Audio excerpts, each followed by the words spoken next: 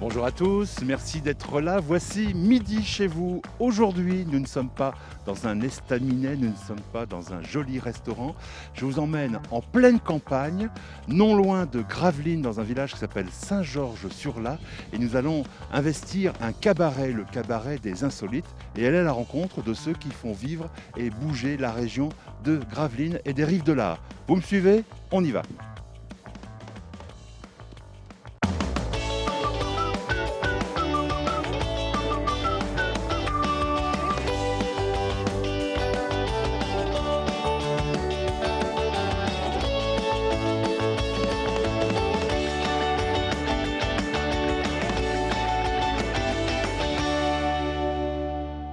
Nous sommes entrés directement dans ce théâtre des Insolites et regardez, nous allons rejoindre tout de suite Emmanuel Valois, le fondateur et le directeur de ce théâtre pas comme les autres. Bonjour Emmanuel. Merci d'accueillir Midi chez vous ici aux Insolites, un endroit vraiment particulier qu'on découvrira tout à l'heure. On va investir un peu la salle, le hall d'accueil, le bar. Vous êtes chez vous ?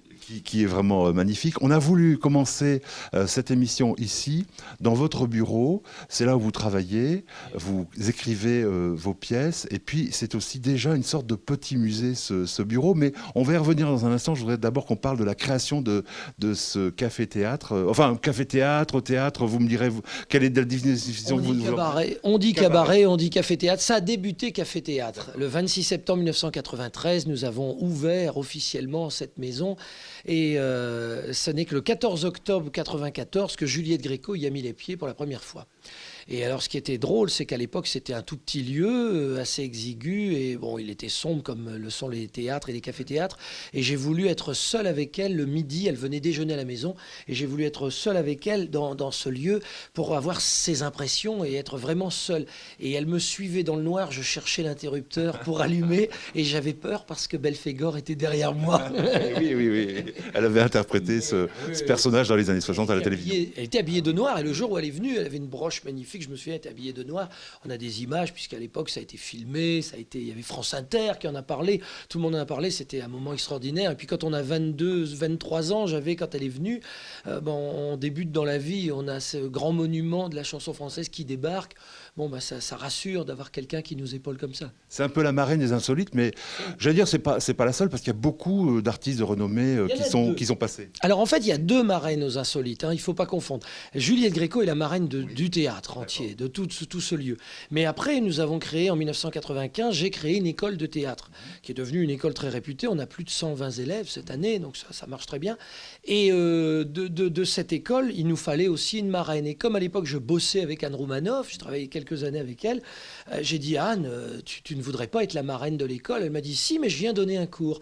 Et elle est revenue ici, et elle a donné un cours de théâtre à tous mes élèves. Chantal Latsou l'a fait plus tard, et puis d'autres artistes. On a passé des merveilleux moments, et on en passera d'autres. Mais c'est vrai que c'est Anne Roumanoff, la marraine de l'école. Mais le théâtre entier, c'est Juliette Gréco. Alors on aura l'occasion de revenir un peu plus tard dans l'émission ou dans la seconde émission que nous ferons ici sur tous les spectacles qui sont donnés ici dans ce cabaret des Insolites. On évoque en 2 minutes un petit peu cet endroit magique avec des véritables trésors qui sont accrochés au mur. Est-ce qu'on peut en parler de quelques-uns? Oui, alors ce qu'il faut savoir, là vous êtes dans un endroit secret des Insolites puisque personne, le public n'a pas accès à cet endroit. Rassurez-vous, il y a des caméras partout et nous vivons sur place, donc il n'y a pas de danger. Mais c'est un endroit où je suis très collectionneur de lettres. J'aime les écrits et j'aime les belles signatures, comme on dit. Et la première que j'ai achetée, c'était Sacha Guitry. J'ai un costume de Sacha Guitry qui jouait au TNP, un ancien costume des années 1930. Et j'ai également une lettre de Guitry, une lettre de Cocteau avec un dessin de Cocteau. Et puis après, il y a Michel Simon, il y a Labiche, il y a plein de gens comme ça. Et j'adore ces collections. Et alors, je suis entouré. Alors, je travaille avec eux. Et de temps en temps, je les regarde en disant J'espère que mon boulot n'est pas trop mauvais par rapport à tous ces gens, ces grands personnages, parce qu'on se sent tout petit devant eux. De vrais documents autographes de Jean-Claude Brialy, de Bourvil. Un costume Christian Dior que Jean-Claude Brialy a mis sur scène d'ailleurs, ce qui me fait toujours mal au cœur, puisque quand je soulève la petite pochette, là d'ailleurs vous pouvez le faire, il y a l'odeur, le parfum de Jean-Claude Brialy dessus. Et on sent la poudre de riz qu'on se met sur le visage quand on se maquille. Et il y a toutes ces choses-là. Brialy, c'était un copain, c'était quelqu'un que j'aimais beaucoup. J'allais manger à l'Orangerie. Un jour, il m'a fait dîner à côté de Valérie Caprisky, Dominique Besnard, etc.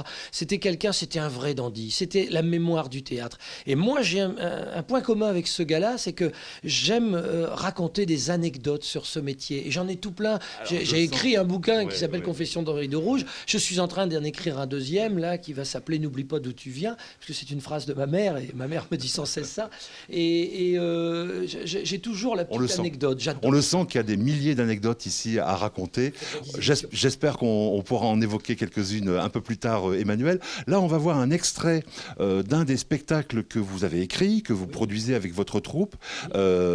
C'est un spectacle récent. Quel est le titre de ce spectacle? Alors, c'est une pièce que j'ai créée en 2002 qui s'appelle Fausse Alerte, mais que nous avons remis au goût du jour il y a 2 ans maintenant pour jouer au gymnase Maribel à Paris. Et la pièce s'appelle Fausse Alerte, où je joue le rôle d'un couturier, une folle démente, un couturier très déjanté. Bon, alors je vous propose qu'on regarde un extrait de ce spectacle et puis on se retrouve dans un instant. On va descendre quelques marches pour découvrir cet endroit magique, le cabaret Les Insolites. Regardez.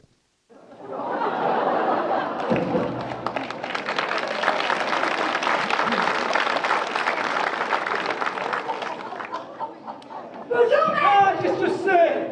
Rien, asseyez-vous. Oh, café. Oui, j'arrive tout de suite.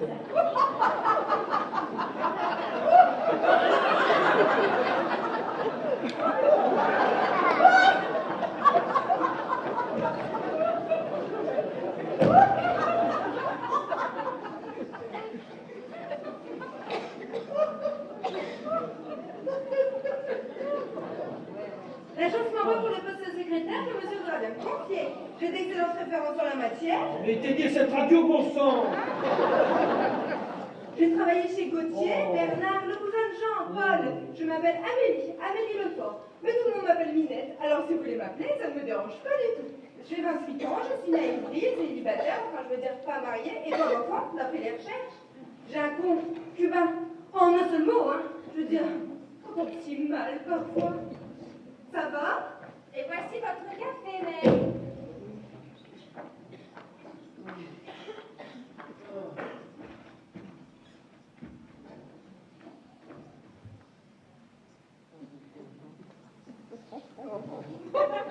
Das. Voilà. Café.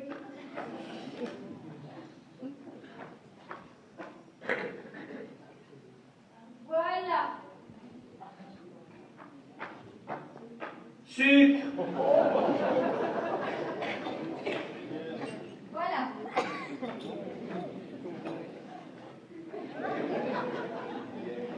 Cuillère. Voilà. Lait.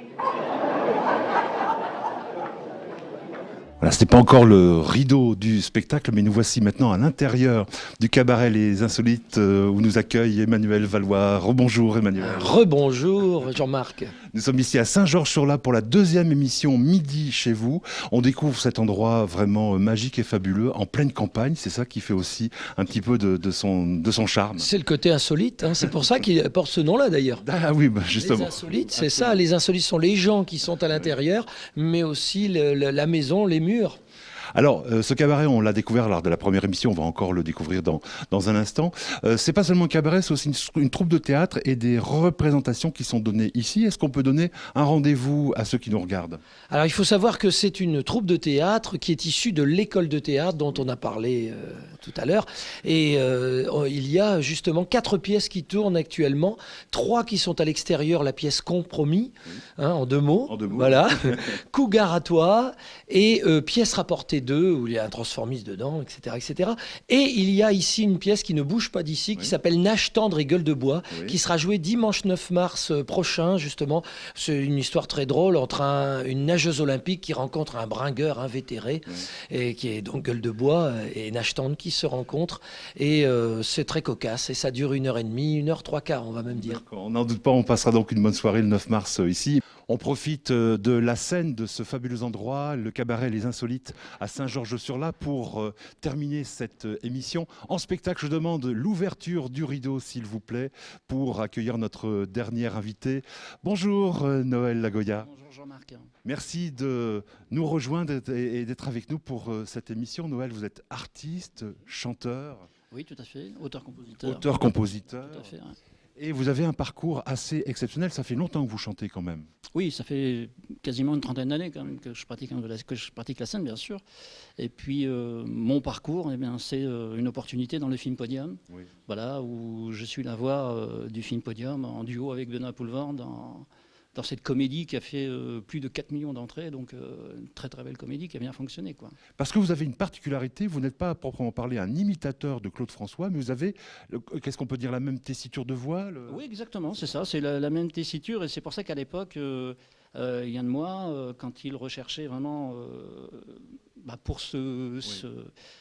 pour le film, voilà, il a écouté une bande-son que j'avais envoyée à l'époque, et c'est justement voilà, cette tessiture qu'il recherchait et qu'il a trouvé en moi, quoi. Donc une très très belle opportunité, en fait. Parce que vous chantez du Claude François, mais pas seulement Oui, tout à fait. Bon, c'est sûr que Claude François, c'est mon répertoire, je dirais, on va dire de base. Mais c'est vrai que depuis quelques années, depuis quasiment plus de 10 ans maintenant, je me suis mis à l'écriture, à la composition, pour dire aussi de faire passer un peu aussi mes chansons et ce que je ressens aussi un peu dans ce métier. Puis voilà, quoi. Donc voilà, auteur-compositeur depuis plus d'une dizaine d'années maintenant. Alors revenons un petit peu à ce film qui a fait votre célébrité, il faut le dire. Comment ça s'est passé le travail? Vous avez donc enregistré les chansons à la demande du réalisateur du film Yann Moix. Comment ça s'est passé concrètement? Concrètement, à l'époque, j'envoyais mes démos, comme on dit, dans les maisons de disques un peu partout, et Yann Moix est tombé sur cette démo. Et puis donc j'étais contacté par la production de film, qui m'a dit voilà, on aimerait bien vous avoir Yann Moix voudrait vous avoir dans le film pour faire ce duo. Et donc je suis rentré en studio sur Paris, où j'ai travaillé avec Jean-Claude Petit, qui était sous la direction de Jean-Claude Petit. Qui est un très grand chef d'orchestre. Un très très grand compositeur. Voilà. Et donc voilà, je suis rentré 2 jours en studio sur Paris, et puis j'ai travaillé avec Benoît Poulvord pour ce duo. Et voilà, c'est toute une histoire c'est une opportunité formidable. Je veux dire, ça, c'est des choses comme ça, c'est extraordinaire, quoi. Je veux dire, à travailler avec des gens tels que, Jean-Claude Petit, et puis Benoît Poulvord, qui était d'une gentillesse, d'une simplicité très, vraiment sincère, quoi. Je veux dire, donc. Et depuis, vous êtes condamné à chanter Claude François? Et pas vraiment, parce que dans mes tours de chant, justement, Claude François est le fil conducteur, on va dire, de mes tours de chant. Mais je chante bien sûr mes compositions, parce que c'est voilà. Donc et puis d'autres chansons qui viennent habiller le tour de chant, de manière à ce qu'on puisse faire à peu près une bonne heure, 1h30, quoi. Aujourd'hui, vous avez enregistré, vous produisez en spectacle, comment ça se passe? Alors oui, je me produis en spectacle, donc avec mes danseuses. Et puis je suis aussi à l'affiche d'une comédie musicale, Compromis. On en a parlé avec Emmanuel. Oui. Exactement. Et puis je voudrais profiter justement pour faire passer le message. Le 29 mars prochain, je serai justement ici en spectacle, en dîner-spectacle, donc pour un concert acoustique. C'est une première qu'on a réalisée ici avec mon producteur Emmanuel Valois le 12 octobre dernier. Ma foi, ça avait bien fonctionné, et donc ce concert acoustique part sur 12 chansons de Claude François, que j'ai sélectionnées parmi son vaste répertoire. Et ces chansons, c'est uniquement le piano et la voix, l'instrument et la voix. Donc, voilà. On viendra vous écouter chanter, vous voir chanter. On vous laissera la scène dans un instant. Moi, il me reste à vous remercier d'avoir suivi Midi chez vous au cabaret Les Insolites à Saint-Georges-sur-Lac. Encore un grand merci à Emmanuel Valois et toute son équipe de nous avoir accueillis. On se quitte en chanson et en musique avec Noël Lagoya qui va nous interpréter. Alors Alors, une chanson Boulevard Exellement, écrite et composée, réalisée par les organisations Les Insolites, pardon. Et le clip a été tourné il y a quelques mois. Il est visible sur YouTube et puis sur les Facebook, mon Facebook et puis celui d'Emmanuel également. Merci beaucoup, Noël. Je vous laisse la scène et le micro. Merci à vous.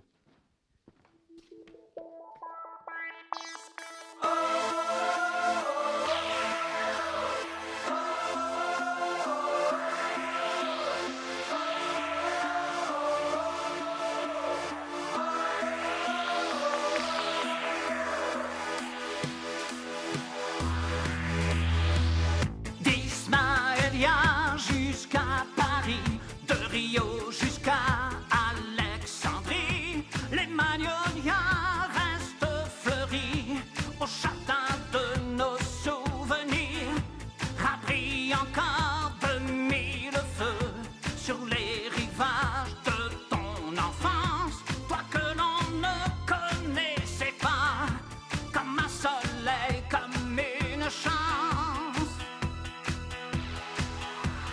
Boulevard Exellement, il traîne encore des sentiments quand tu traversais le trottoir, avant d'un mot guider tes pas. Boulevard Exellement, le jour et la nuit, elle t'attendait pour une caresse ou un baiser, un simple regard leur suffisait. La solitude, c'est après, quand le spectacle est terminé, le rideau n'est jamais tombé. Depuis que tu nous as quittés, on danse encore sur tes accords, tes mélodies sur les dance floors. C'est toujours la même chanson qui revient encore et encore.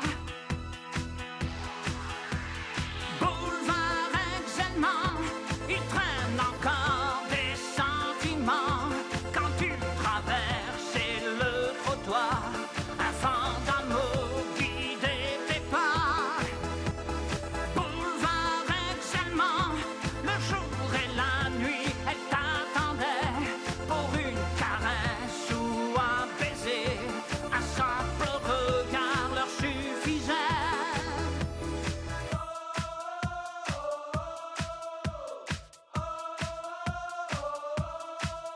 Mais danse la vie, toi qui l'as si bien chanté. 11 mars 1978, au 122 boulevard Exellement, elle te pleurait. On t'aime